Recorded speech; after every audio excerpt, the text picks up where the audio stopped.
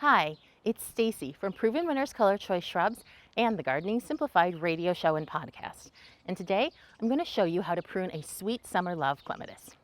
Sweet summer love is one of our most unique and popular clematis. It blooms in late summer like a sweet autumn does, but its flowers are purple, cranberry red, and violet, extremely fragrant and absolutely beautiful. This is also one of the easiest clematis to grow. It's very forgiving. You really don't have to know a whole lot about gardening to be successful with it. Now, it's back here against the fence. And you might be wondering, Stacey, what the heck are you thinking? Why is it all the way back there? And I'll tell you why. Because what happens in the summer is it actually grows all through this instant karma elderberry. Now, instant karma elderberry is a variegated plant, so its foliage is white and green. And the sweet summer love all finds its way through the plant. It ends up with these beautiful purple and red flowers all through here. Now, a lot of the plant does wind up on my neighbor's side of the fence, which right there is their little dining patio, and I think they quite enjoy it. I've always told them, if anything is in your way or you want me to prune anything, don't hesitate to say the word, but I think they really enjoy it because they've never asked me to prune it. Fortunately, pruning sweet summer love clematis is extremely easy. You don't need to measure or do a lot of fussy work. But before I tell you how, I want to tell you why you should prune a sweet summer love clematis, or really any clematis. Now, you can see this has quite a lot of growth. It goes all the way up to the top of the fence, those little sticky bits up there, that's sweet summer love. If I don't prune this, what's going to happen is that all of the flowers will pretty much form on whatever new growth it puts on from here on out. So the new growth, instead of all coming through my instant karma elderberry, will be way down there coming down the fence. It might come through my forsythia there. And what I want is that nice curtainy look with a lot of flowers. And when we concentrate a plant's energy into just a few buds, rather than dozens of buds, which the plant has right now, it puts a lot more energy into those and you get a much better display.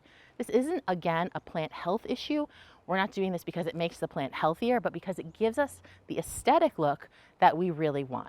Now, fortunately, even though this isn't a pretty tricky place for me to access, it's extremely easy to prune. You basically just find the lowest sets of buds on each stem and cut just above them.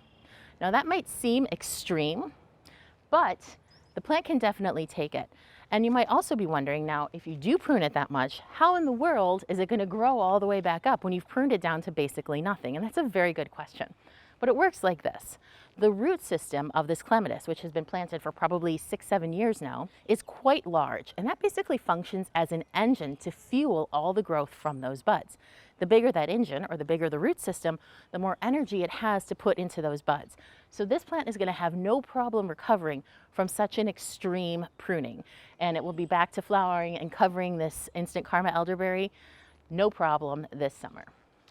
So basically all we want to do is get in here and look for the lowest buds that we can see. And you can see it has several different stems. So we're basically going to take a stem and follow it to where those buds are emerging.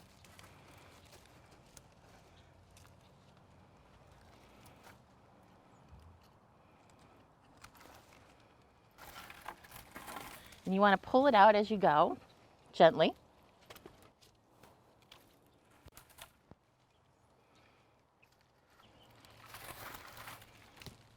So if, as you're pruning, some of the branches come away from the structure you want them to go on, just kind of gently place them back in that general direction. Like here I can use the fence.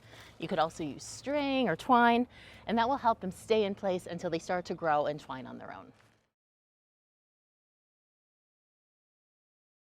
So here's some of the growth that we've pulled out, and you can see what's left. It's a lot neater, and I understand if you've never done this before, you might be like, Stacey, I don't believe you. That seems extreme. It's hard to believe this plant is going to grow up and do what it did last year, but I promise you it will. So have faith.